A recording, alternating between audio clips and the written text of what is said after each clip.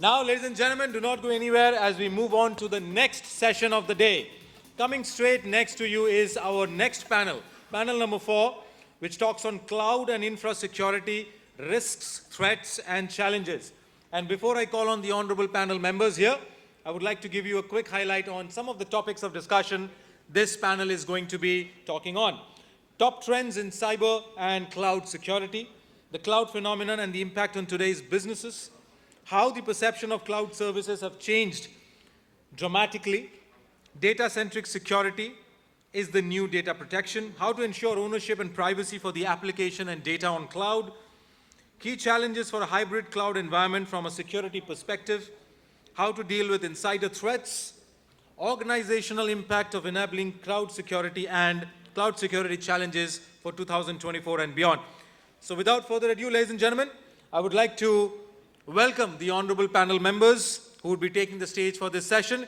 Can we have a big round of applause and help welcome Mr. Ravi Kumar, Assistant Vice President IT from CDSL. Do we have Ravi Kumar here?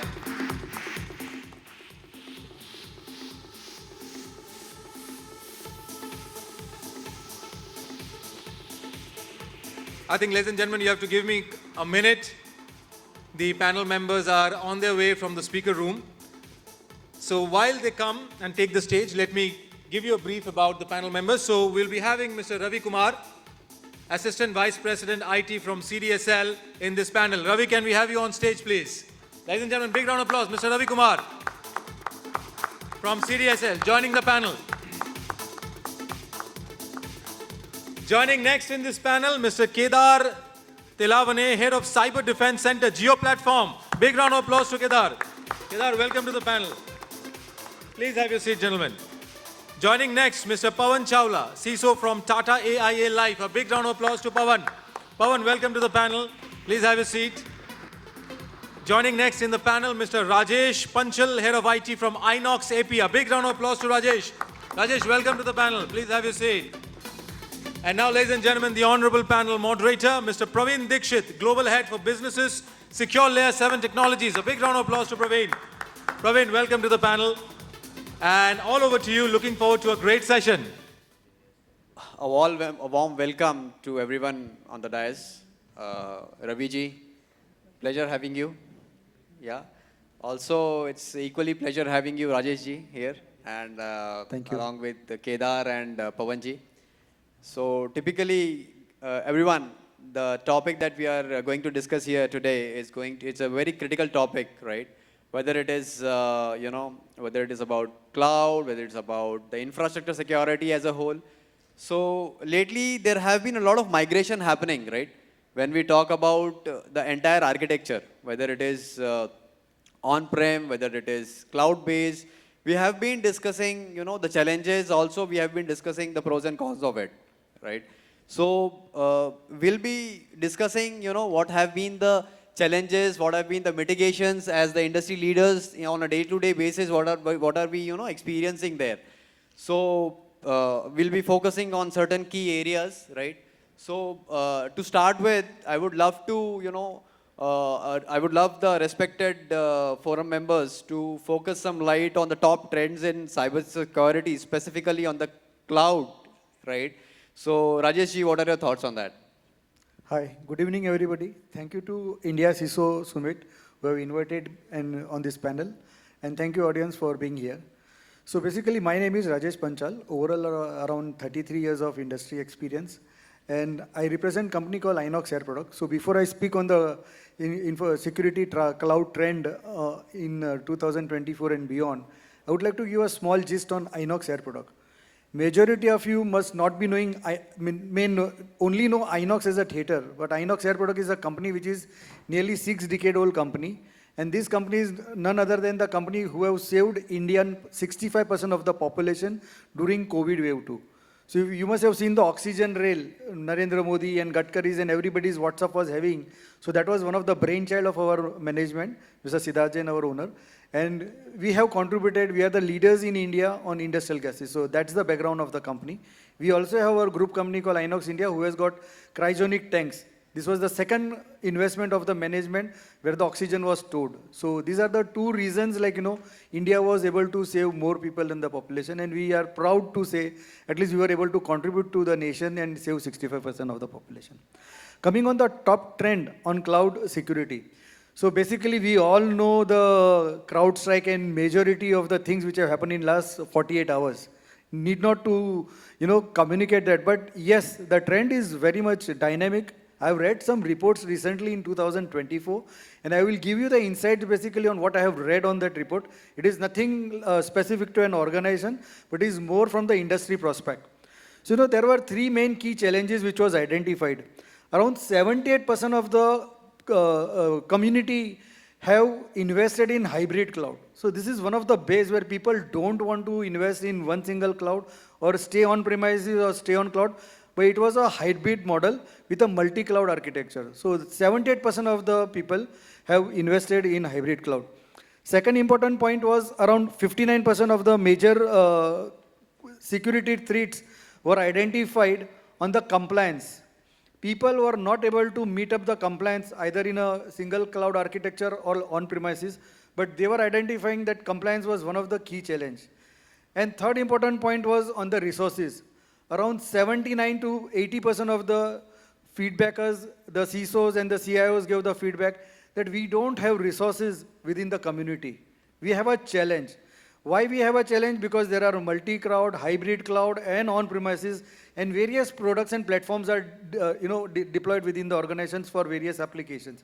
So to manage the security level, the gap is very clearly identified, and this is one of the major challenge in the industry.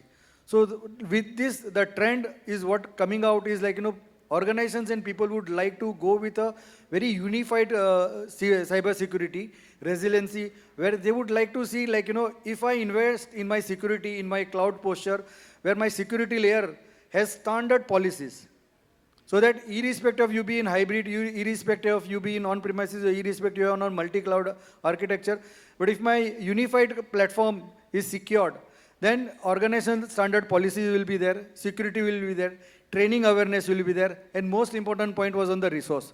So these are the 4 or 5 trends which I am seeing, which the report communicated, and I strongly believe this is something which next year or two is going to happen. People are going to have a unified, security cloud posture where they will ensure their hybrid or on-premises or multi-cloud tenant will be having it, and it will be a very narrowed area where you will able to focus and secure.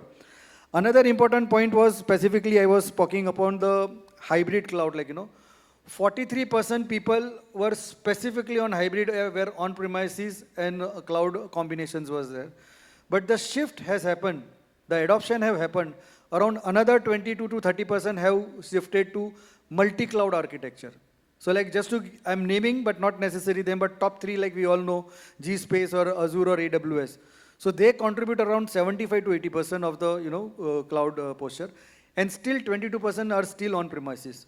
So this is the analysis with the cloud trend, what I see, and the security posture I see, is going to develop. So how this 25% adopts the cloud either in hybrid or in multi-cloud architecture is something we will be seeing, and securing at an unified level is what I would like to rest my point. I think a very new perspective on the the top trends that we have been talking about lately. Rajesh ji, thank you so much for adding value there.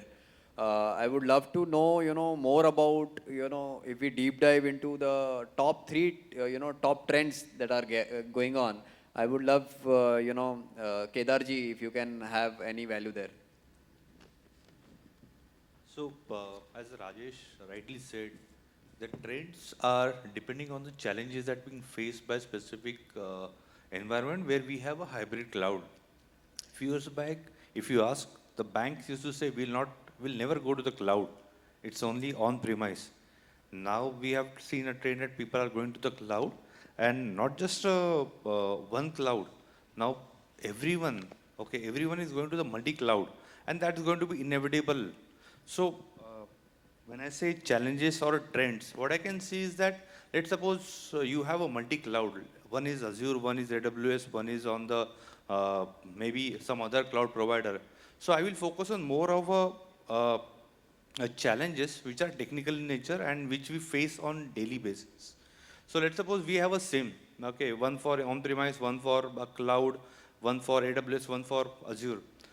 What we have seen in our environment is that even though, okay, we have multiple SIMs, it's very difficult to gather a data at one point, okay, and analyze the data. SOC analysts and SOC teams are really having difficulties in correlating by taking data, even though they will say that data can be incorporated, but it's very expensive. Second thing, having different resources. If you are on the Azure, if you are on the AWS, if you are on the GCP, having different resources to manage different clouds is also one of the challenge. After that, one key factor that I have seen is that visibility to the management plane. Okay, when we were having on-premises devices, okay, we had entire control. But as we have moved to the cloud, the tenant, which really doesn't have an entire visibility of management plane, and which you have seen in if you have seen some attacks which happen in last 6 months, which are based on the cloud provider attack, but we have impacted the customer of the cloud. So these are the few things that we have seen which we have never seen in the past, because we never thought that if I'm procuring some cloud from a provider, and if that provider gets hacked, okay, and I don't have that visibility, just because one of the provider is hacked, okay, and my environment is getting compromised, we had never faced that challenge. And doing some solution for that, it's really a very different ball game altogether. So these are the few things which I am seeing as a very different things which we have never seen earlier. Thank you, Kedar, for throwing light there. And I think, Ravi ji, you are working in a very critical environment, right? And the data that flows across is highly critical nature. So would love to know, the top technical challenges that would be there once, the hybrid cloud model is adopted. Also, help us walk through those challenges. Maybe we would love to know, since you are there, we would love to take an advantage of that opportunity and would love to know some real use cases, right? Where, in the most convenient and comfortable way as, as acceptable to you. Yeah, would love to know about that, yeah. Yeah, first of all, it's been great. Thank you to all the people who have joined here for this discussion. I would just like to add to the top trend before I come to the challenges, if it's okay, Praveen. Absolutely, absolutely. You can, please. One, I think, trend which like I'm really excited to talk about is generative AI for security.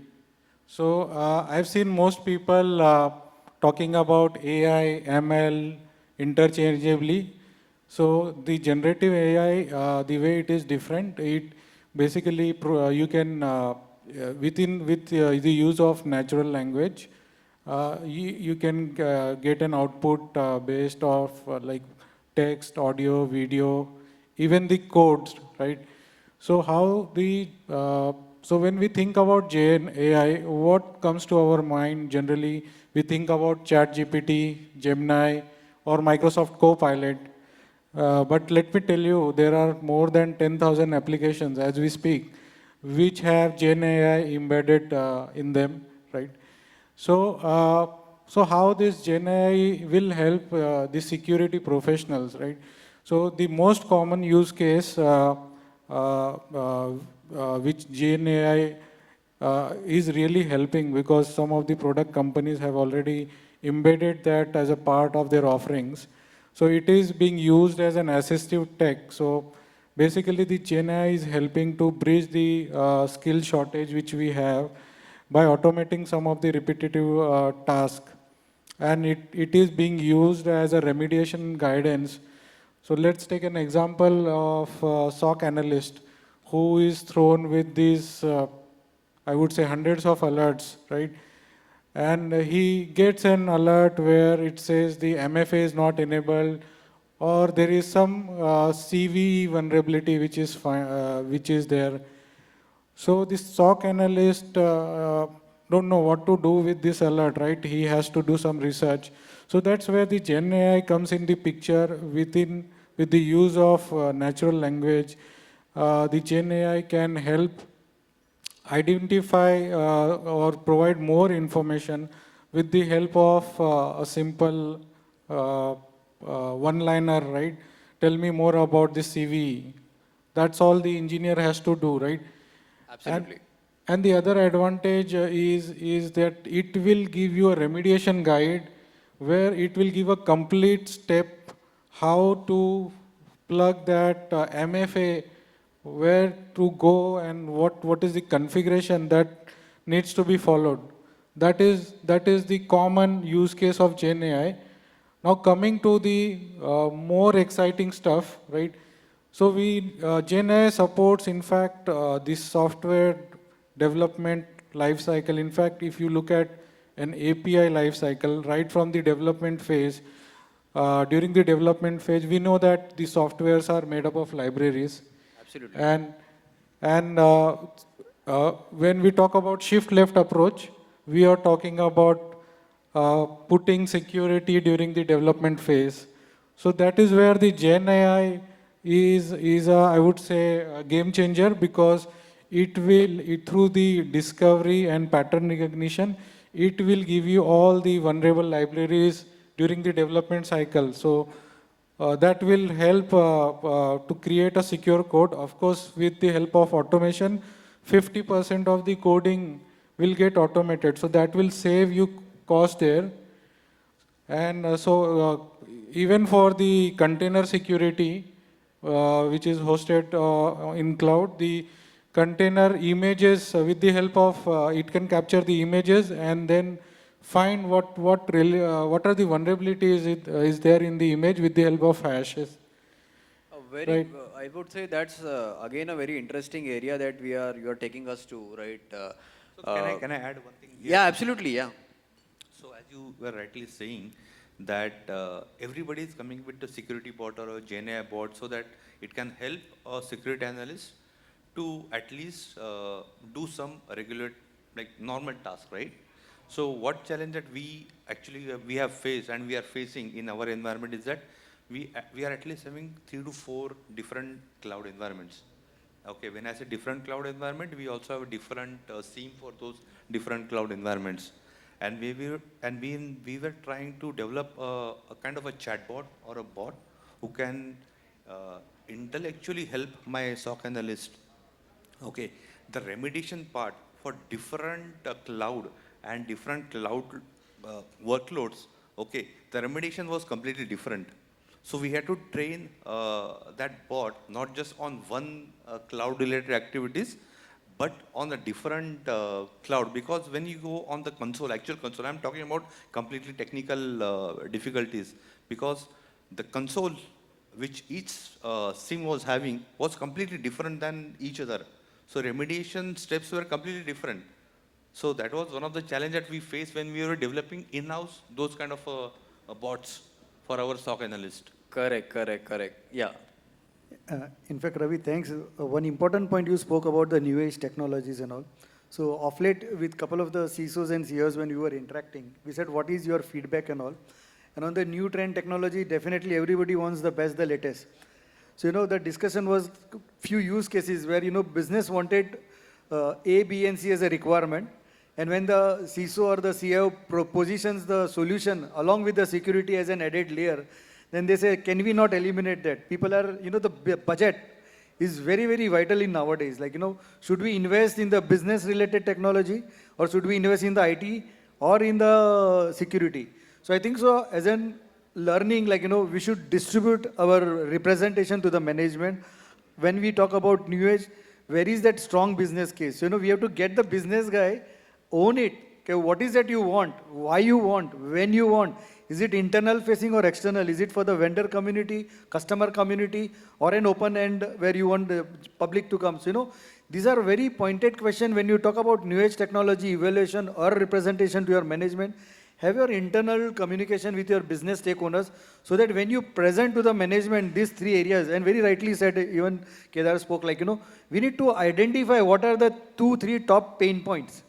And will that turn into a business value. The moment we represent that as a business value, the case, the success story is there for the approval. Absolutely, absolutely. Very rightly said, budgets are a major concern, definitely, and they remain and will always remain. But then lately we have been, yeah. So lately we have been observing a sudden change there, but we have been able to justify the budgets because of the criticality, these exercises, these assessments, and these particular, security-related work that we do. Yeah. So that there's a progress there. We are seeing a very gradual, but then yeah, there's there. So when we talk about cloud, when we talk about the cloud architecture, so definitely there are, depending upon the line of business like BFSI, NBFC, healthcare, retail or broking segment, right? The criticality of the data that flows or that is being stored or hosted, right? Our thought process to look at it and how much concerned we are with regards to the privacy of that data remains a major concern. Yeah. So lately we have been talking a lot about DPDP. We have been talking about a lot about data privacy. So I would love to know from you, Pawanji, what are your thoughts about when we have both in parallel, like cloud architecture, everything on cloud, or maybe a hybrid model there, and the privacy concerns. Yeah. Sure. So let me answer both of your queries. I will talk about the cloud adoption and along with the security, what has been done. Kedar, Rajesh also talked about the adaptation of it. Kedar talked about the generative AI and the challenges which are there. Ravi talked about it, the generative AI, the adaptation which is happening, the challenges what are there with the security. But I look at it from a different perspective. My perspective is it's transformative. The cloud adoption is been getting more and more visible for an organization, and they are seeing value out of it. It could be a multi-cloud, it could be a single cloud, but you have to adopt it before you make a judgment out of it. The adaptation is going to be further increase over a period of time. And today, even if you look at it in your day-to-day environment, you are adopting cloud in one of the other form. Whether it is your Gmail, which you are accessing in your personal email ID, you have hosted Office 365, you take it as an example, it's cloud now. How many of you, I'm not sure, are still using native application to access your emails? Most of the things have already moved on to the cloud. And data is floating over the cloud everywhere. It's not that what has been restricted earlier in the perimeter, it has already gone onto the cloud, and you have to create security in and around of it. Now, when we talk about security, let's park the SaaS-based product as of now.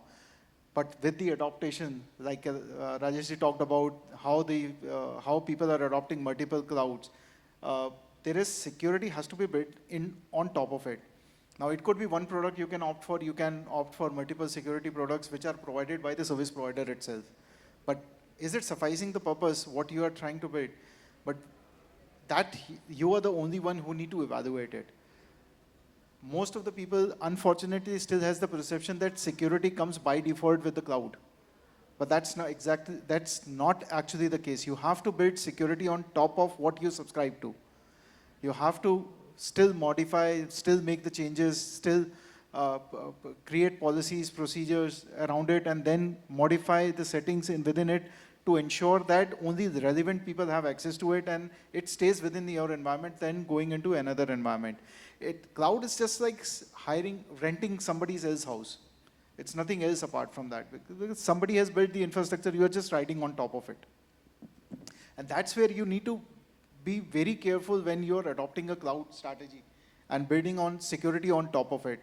The tools which are available can help you out in identifying vulnerabilities, pushing a control on it, ensuring that only relevant people have access to it, but they're not going to maintain it for a longer period because once you configure it, you have to review it again and again. So review mechanism is your own mechanism. It's not the cloud service provider's responsibility. It becomes organizational responsibility. Similarly, you may subscribe to automatically patching the servers, but Will it solve your problem? No, it's not going to solve your problem. If you host an application on top of it, it will create more complexity within your environment. You have to actually look at it whether those patches are relevant for you and then only push it. Otherwise, it will have an impact on your application itself. So certain things which are there which needs to be thought through before an action need to be taken. And that is in your hand, not on cloud service provider hand or the service provider who you are hiring to maintain the cloud. We look at many advantages, to be honest. If you look at it, the adaptation of cloud today, the way it has been, is been offered, the services on top of it, which are being offered, are much more secure than any other, than it used to be in the past. If we go pre-COVID area, 2019, 2020, early 2020, the services have matured now. You may get more value than what you used to get earlier.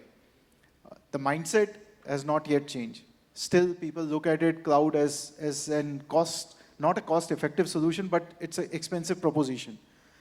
And that's the reason we see organizations still have a hybrid model in place where legacy is still continuing on the regular DC, and the digital transformation, people may call it, have moved moved those applications onto the cloud, which are widely accessed or browsed through by your customer or by your own employees in the organization. Things have been pushed onto the cloud, have been improvised there, the features are getting added, and similarly the complexity is also increasing of the adaptation. Building on security on top of it, putting products, looking at it from a different angle, add value. What else it brings is, it brings in agility, the quick adaptation of the new technologies which are there. Kedar talked about, Ravi talked about generative AI. That's a classic example. Today, whether you know it or not, your Instagram has an AI, your WhatsApp has an AI. You may not use it, but it is already there. It's reading through your messages and creating its own methodology and analogy on top of it. May give results to others as well. Not your messages, but the way you are writing the message, the way you are responding to the messages, the other things as well. But it's getting adopted again and on a daily basis, and it will keep on enhancing over a period of time. Earlier, ChatGPT was there. Now it has been widely used in marketing. If you look at today's ad, I would not say that everybody is using it, but people are effectively using it. And they are creating their own mechanism to represent the data. You might have not thought about it, but just try to experience it. You put any word on ChatGPT, you will get a fabulous response there. And it may create a paragraph for you as well. Honestly, I tried it today. So while responding to someone, he is asking questions, so I tried getting response from ChatGPT. So that's where it is. Now, with cloud adaptation, yeah, as the data is getting pushed, obviously, the way we used to look at data earlier, now we have to look at it from the different perspective with reference to the DPDP. Earlier, it used to be only data, and we were hardly bothered about it, how it has been managed in the organization. Whoever has access is within the perimeter. With DPDP, things are going to change. The way you look at the data, you need to be very perspective that what data is organization collecting and for what purpose it is getting used for. That purpose needs to be very clearly defined. Along with the purpose which is defined, the way it is getting stored will also need to be looked at. The most important aspect is the discovery of data in a running organization. The new data which is coming, you can still discover and tag that data, classify that particular data. But what is going to happen on the data which is already there in the system? You have to still identify and classify that particular data. And once you start classifying it, you will realize that what kind of depth your organization is into and what controls you need to put in there to protect that particular data. When it comes to, after you identify the data, you need to protect the data as well. And that's where the concept of data minimalization comes into the picture. Now, what is this data minimalization?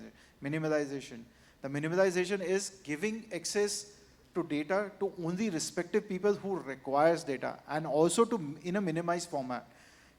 Not everybody requires all the data. You need to review that particular aspect and then minimize the visibility of that particular data. Now, once you minimize, store data, security comes into the picture. That what kind of control you need to put in there. You need to have a DLP in place, obviously, because you don't want employees to send data out of the organization.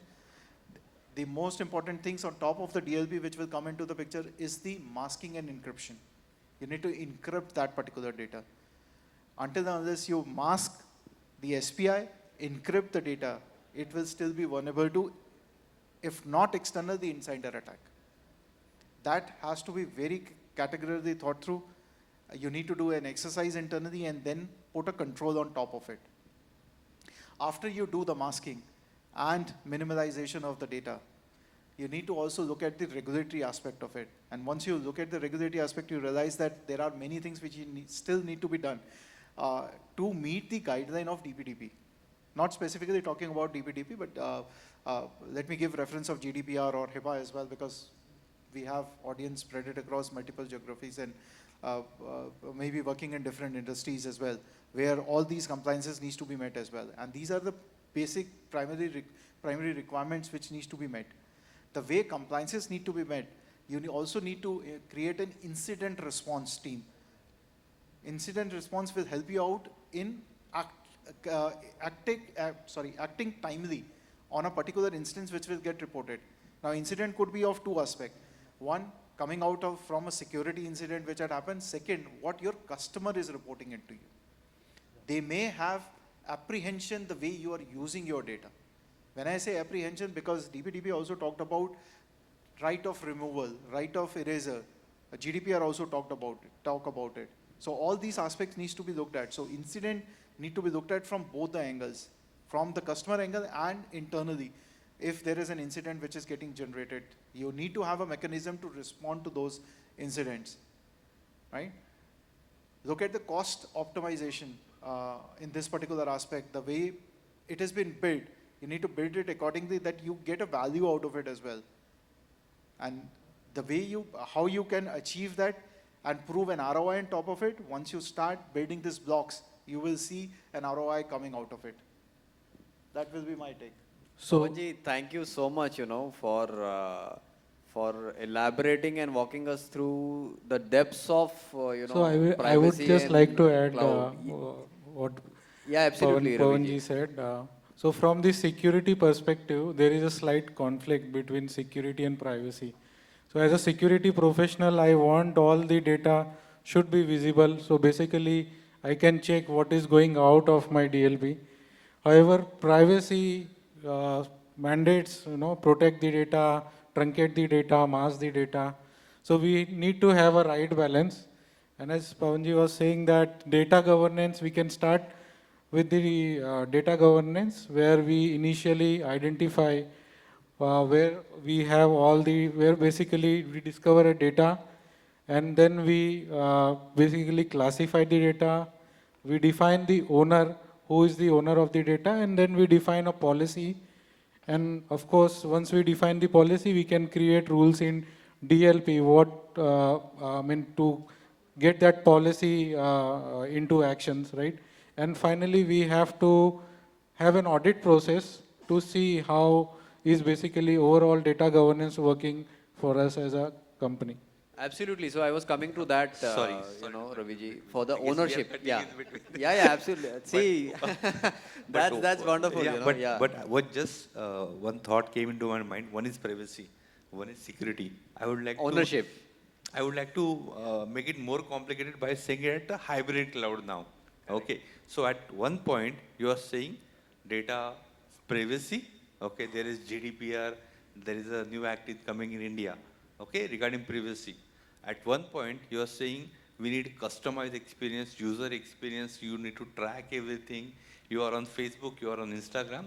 You need to have a security. And at the same time, I am having my data of user on the multiple clouds. So it's really going to be difficult, like how we are going to manage. This can be the one of the challenge, right? Absolutely it is, yeah. So this is just thought, like this is going to be very complicated in future. If somebody comes and say, "Ki, I don't want to avail your service, delete my data. Now where should I go?" So it's going to be very complicated in this hybrid cloud environment as well. No, that's a challenge and that remains a challenge. again, so I was coming to that. When we are defining the ownership of that data which is being, hosted on cloud, so that again remains a challenge, right? So I would love to, you to more deep dive more into the ownership part of it. How and what are the challenges, the top challenges that we come across when we talk about cloud, data being hosted on cloud. So I'll speak on the ownership part. So basically work with previous organizations which were global level. So Europe is the only country in the globe where, the REACH compliance have been very strongly being adopted. GRC is very strongly adopted.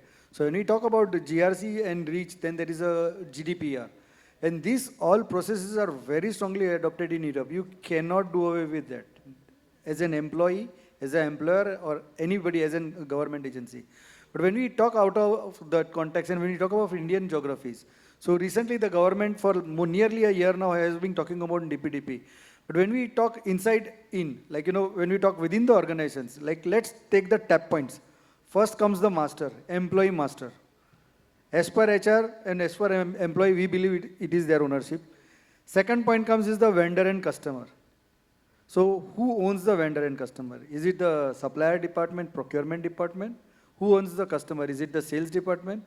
But when we see as an organization, there is a master data cell, which is a common centralized department, and there are approval authorities. Most of the organizations must be having the workflow. And what comes, say, simple, if we are creating a customer master, we will require his PAN, TAN, and relevant detailed registration number and all. Same applies for the supplier, and for employee it will be PAN card, Aadhaar card, and couple of other, with his personal information like family, his personal information like might be his previous organization salary, might be his education qualification. Now this all as a data bank is within the organization. In some organization it will be say an ERP like SAP or Oracle or something, or some organization will be a heterogeneous. So this master is something a basic major challenge. And when you have a IT cell who has the master data, so the ownership is, everybody agrees, right? But that's not right. There is a workflow. There is somebody who is approving it. It has to be handed over to them. So the maturity within the country and within the organizations has to move to that level. So as a team member, as a CISO or as a CIO, the most important part is get the all C-levels aligned. Make them educate, make them aware. Why you should own it, who should own it, until when you should own it. The question came about if an employee leaves, what is the importance of the data? After he leaving, data leak hua to kya? Very common question. I know case in Europe and cases where employee left 10 years back, he retired. After 10 years, somebody took that information and tried communicating him for some personal favor, and he sued that person, from where you got the information? He said, I had some information past 10 years back, which I was just connected in and I was able to touch you, and he was sued, the organization was sued. Now if same case happen in India, what is going to happen? Nobody.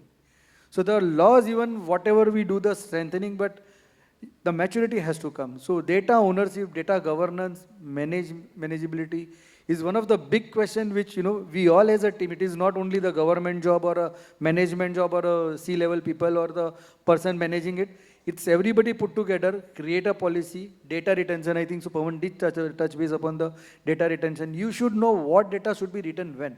If government says my employee data has to retain for 8 years, 10 years, what should be the exit policy? How will we eliminate that data and till what level? If we have something in physical form, which is converted to digital, we say digital is removed from backup, archive, but what about the physical form? So, a lot of contexts are there because we as an organization, we as a company and we as an ecosystem have been there for ages, more than 50, 60, 100, some organizations are more than 100. Like when I talk about Tatas and all, they are 100 years old organizations, we have to think from that level. So that is what my take will be on the data privacy. Thank you so much for that.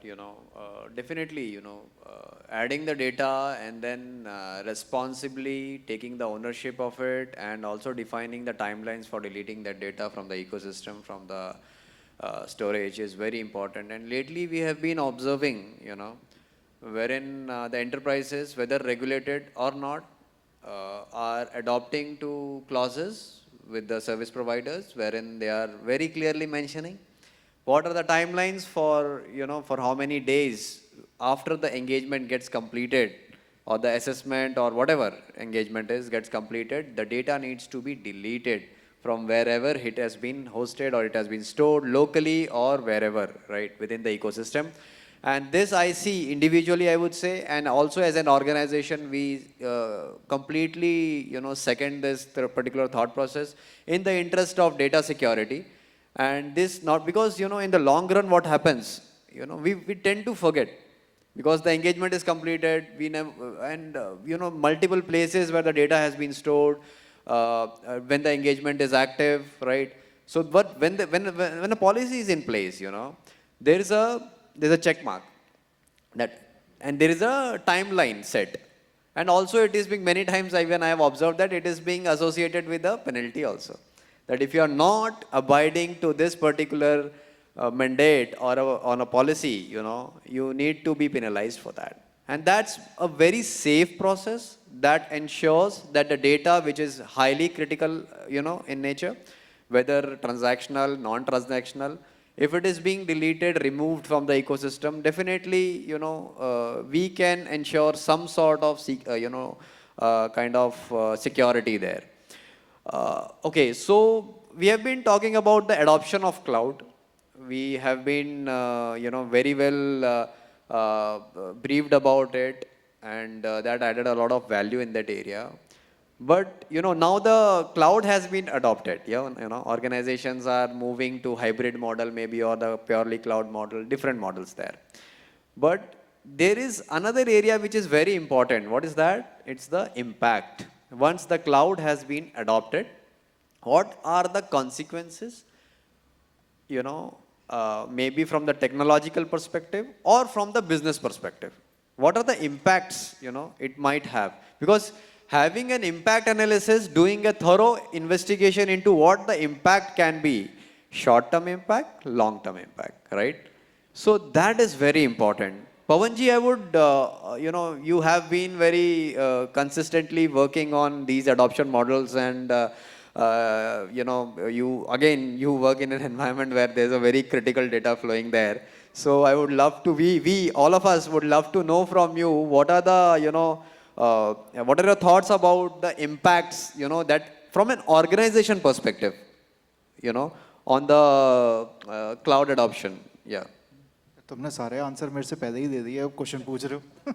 So the response, see, I look at it crop impact on a, like I mentioned, transformative impact. It's going to be a transformative impact only. And why I say that is because cloud adoption is going to increase. It will bring in further flexibility within the organization when you do cloud adoption. It doesn't matter. So people, currently, there are many organizations who are just sticking to one cloud, and there are many organizations who have multiple clouds, and they may have a hybrid setup as well.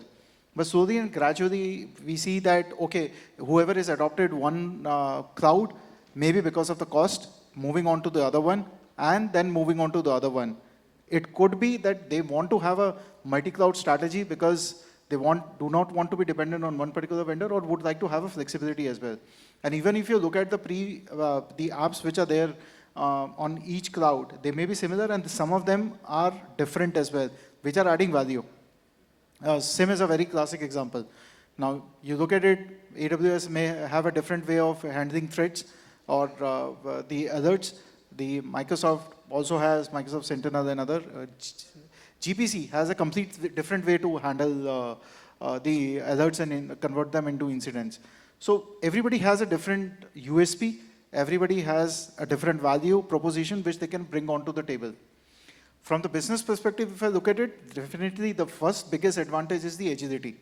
The way it used to take a lot of time when you are in a on-premise setup to spin it around, to spin up a server, to create an environment where you can host a new application. It used to take a lot of time. Now it has converted into minutes, not even days. Because you don't need to procure anything. You just need to subscribe to a virtual machine, and then you can spin it up very quickly. The other thing is you don't need to worry about balancing the load on the cloud, which now you can get within few seconds, not even minutes. You can spin up another machine when the load is high. You can switch it off when it is not required. You get that kind of a flexibility. The adaptation of various technologies also you get a flexibility of doing that when you're on cloud, because you don't need to worry about the interdependencies on a legacy system. Until and unless you are working in an environment where it has to talk to a legacy system. When it is on cloud, it is anyways comparatively equally capable of integrating to various technologies which you would like to adopt. Other advantage which I see is the the flexibility which you get. One is the adaptation. You can spin up, you can host your application quickly. The flexibility on managing the security of those particular applications. I am again going back to the security because it's a clear, very critical aspect. People may think that, okay, security is something which will come in built. No, it's not. You may build on top of it. Yes, you can. But there are other aspects from security you need to look at as well. There are few features which you get by default. It's not that you're putting a physical server and putting it on, directly connecting onto the cloud, you get security. No, that's not the case, because something is there which will help you in protecting that. There are certain aspects like encryption and masking we talked about. You get, if you subscribe to past services, you get it by default. I mean, that's something which you can quickly spin it up. You don't need to buy an additional software and then configure it accordingly. We talked about, you raised a concern about privacy. Privacy and security go hand in hand. It can't that, okay, I can have security but cannot have privacy. That also you get a peace of mind when you subscribe to cloud. So I look at it cloud from a very positive perspective than a negative perspective. It has negative as well, but I will only talk about positive as of now. That's wonderful. Praveen, I'll just yes, Ravi, I was coming to you. We would love to know your thought process on this. Yeah, so I'll just give a reference of CDSL. So CDSL being a regulated entity, we are obliged to comply by all these regulations which is led by SEBI. So one of the regulation being the data localization. You need to have the data centers in India. And then these cloud service providers should be METI certified. So that is something which it's kind of screening or mandatory requirement for the regulated entities. So we are talking about the impact of cloud adoption. I would talk about first the challenges, and of course we have a lot of benefits which overweighs the shortcomings. Yeah. So we have seen the recent issue with the Azure.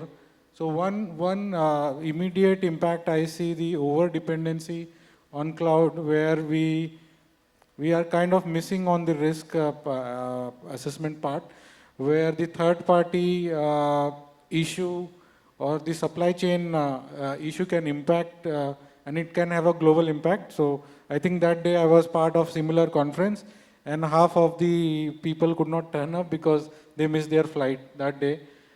Other, I think, issue I see that which was also highlighted is the consistency in terms of applying this security across on-prem and the cloud. So that is something I think even for many organizations, the security is often an afterthought once they move to the cloud.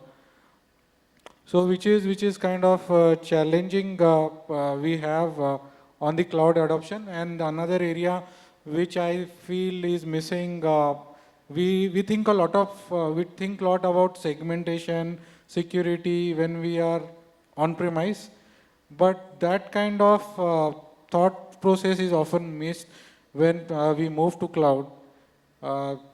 Yeah, and I feel in cloud it's more about securing the identities, right? Everything is tied to an identity. And if you see the attacks, cloud attacks, they are often simple misconfiguration, some administrative console which doesn't have an MFA, which is exposed to everybody on the internet without any CASBs. Right. So it brings its own challenges, but thankfully we have CSPM, which has tools which will give you a real-time report on what are the shortfalls in the security configuration. So that is something. So I am also for the cloud because the positives outweighs the negatives. So definitely cloud adoption is something which I'm also in favor of. Lovely, lovely. Ravi ji, you have added a lot of value in the area of API security, right? So I would love to, I request you in fact to walk us through key aspects of it around cloud. Yeah. So just to give you an analogy, earlier the banks, we had something called as branches. Then there came a concept of internet banking. Now we are talking about the API with the data democratization. Everybody is demanding the data, right?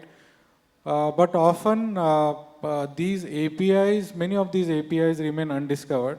And I think that is the reason we have a different dedicated OS top 10 for APIs. That is the biggest challenge, huh? They remain undetected, right? And Yeah, that's yep. the biggest challenge. Yes. So the one area where we are, CDSL is also focusing on first discovering these APIs, making sure that the security plugins are enabled, right? We can have authentication mechanism which can be more than your just the API's key. It can be your JOT token.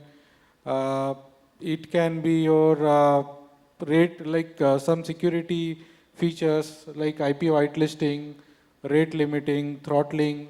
You can also have schema validations. So these things are, I think, are very basic if you talk today.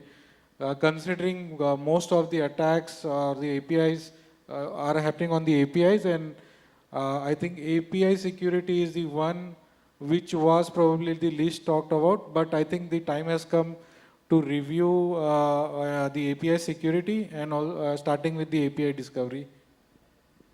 Yeah, thank you so much, Ravi, on that. I think that gives a lot of visibility to us. Yeah.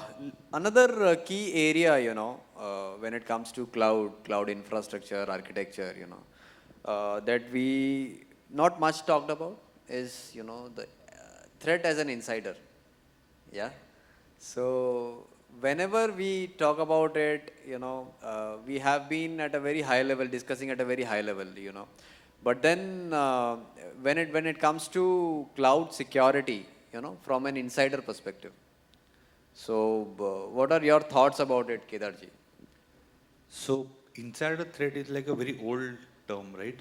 Since like World War, we have insider threat. So when we are going into the cloud now, the only change has become is like insider threat is very, like external threat can become insider threat. As you rightly said, a lot of attacks which are happening and identity is most important. So for an external threat to become insider, it's just your identity. And that's why we have seen a lot of attacks, okay, which happen in last 1 year, okay, may it be on a big cloud provider or maybe companies or maybe a ransomware. Those all are compromise of identities. And that's where the insider threat has become very vital in terms of hybrid cloud, because nowadays attacker don't hack into your system, they just logged in. Okay, because the way we are working in maybe in the Reliance, okay, we have more than 3 lakhs users. Okay, so we always assume that few thousands will be always compromised, because nowadays people are using their IDs, okay, not just on the corporate websites, but maybe on the LinkedIn or some social medias. And normally people tend to use same password. And a home laptop or a computer don't have that much security as we have in our corporate. And a simple steal malware, which you find in almost all adwares and malwares. Okay, so you need to assume that your identity is somewhere floating there on the cloud. And that's where, even though insider threat is a very lucrative term, which we used to think like only insider can impact it, now external attacker can just with one malware or a credential theft can do that. And what we have seen as a major root cause for the insider threat is, one is like a security misconfiguration. And there are a lot of things in the cloud where people don't know, like the people who manages the cloud, they don't even know if I am assigning a security reader a right to a person, what the actual access that person will get. And that is a challenge that I have seen in last 2-3 years, that it's very complicated, that if you see there are multiple roles in the cloud. So whenever cloud provider gives you access, they gives you with like at least 10 different types of roles. And it's very, I don't know how many people know that if I assign one right or one role to a person, what access it will get. And even in the attack that you mentioned, it was the same where the MFA was compromised and the access which he got was the administrator access, even because it was assigned to multiple people. And that's where, so insider threat is no more insider threat. It can be anywhere in the world and become insider. Absolutely, absolutely. So insider threat, definitely, I would say it's very critical in nature. Because So I'll just add one point. Yeah. So like insider threat, I mean, often they glamorize in the movies, but in my view, 90% of the insider threats are not due to the disgruntled employee, but it is due to a careless employee. So just to give you an example, the developers are working on a repository, public repository, late at night. They commit the code, and along with the code, they commit the cloud password, which is exposed to the public cloud. So on an average, so next morning they get up and they get these bills worth of thousands of dollars. And the reason being, somebody was able to get that credential and he was steadily doing crypto mining. Okay. So the insider threats is also due to the employee negligence. So it's also important to have this education awareness done within the organization. Of Definitely, course, there are other things which Kedar already covered on Yeah. the privileges, etc. Definitely, that's part of awareness for sure. That's why lately we have been observing that there are a lot of insider threat analysis going on, right? We have seen a lot of. I want to give a little Yeah. bit different context. Interest of time, 2 minutes are left. Yeah, sure, please. So, how many of you believe insider threats and the security threats are because of the digital age? How many of you believe? None of them. Very good. So, this is a traditional thought that digital age mein hi insider threat hai. But if you go in histories, 500, 1000, 2000, 10,000 years back, in the period of Ramayana and Mahabharata, Very right. Very correct. we have Yeah. insider threats from those days. What are we talking about today? Yes, education awareness is front, but there is karma theory and the non-karma theory. So, so as an organization, we should always do the best practice. As an organization, we should always educate aware. But yes, very important point is you should have the proper inventory. Once you have the proper inventory, what are your strong points are your policies. Once you have the inventory, once you have the policies, how you implement them, how you monitor them, how you adopt them. And based on that regularly, it is just not one-time tick mark job. It's an ongoing process year on year, month on month, year on year, decades and decades, and you have to improve. So I would like to sum up on the insider threat. It is like age-old theory, but definitely in digital world, we have to be more proactive. Definitely, the nature of threat has evolved, I would say, with time. Yeah. I think I really like that idea of relating it to, the age-old fact and the Mahabharata, right? So definitely, lately that is the reason, we have been observing that organizations, enterprises across the globe are now adopting to offensive security assessments, which have insider threat analysis also, very critical aspects of it, and which further, as mentioned by Ravi, privilege escalation and all of those, it leads to that and finally compromising whatnot, the entire ecosystem. So definitely, I think this session has been really very enriching. A lot of key aspects of cloud security, privacy, and key other aspects have been covered, and this adds a lot of value. Thank you so much to the respected panelists and respected industry leaders there. Thank you. Thank you. Thank you. A big round of applause, ladies and gentlemen, for this wonderful panel here. And now I would like to call on stage Mr. Gunjan Shah, CMO from Insights, to kindly do the honors. Gunjan, if you could come on stage and do the felicitation. Thank you so much, Gunjan. We'll start with Mr. Ravi Kumar from CDSL.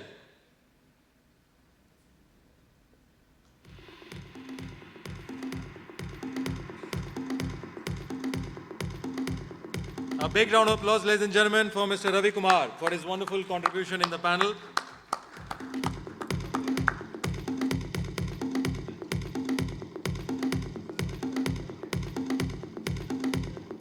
Moving next to Mr. Kedar Telavane from Jio Platform. A big round of applause to Kedar for his wonderful contribution in the panel. Moving next to Mr. Pawan Chawla from Tata AIL Life Insurance. A big round of applause to Mr. Pawan Chawla for his wonderful contribution in the panel.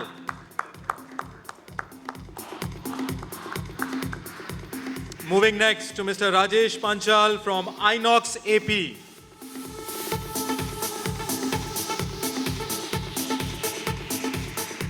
A big round of applause for Mr. Rajesh Panchal for his wonderful contribution in the panel.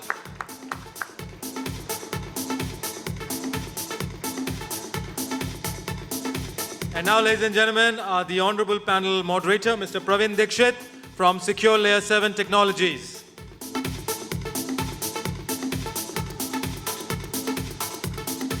Big round of applause to Praveen, fantastically moderating the panel session of experts. Now, honorable panel members and Gunjan, I would request you to come forward for a group photograph of the panel. Ladies and gentlemen, big round of applause once again for the final panel session of the day on cloud and infra security, and wonderful discussion we had for the last 50 minutes. A big thank you to all the panel members.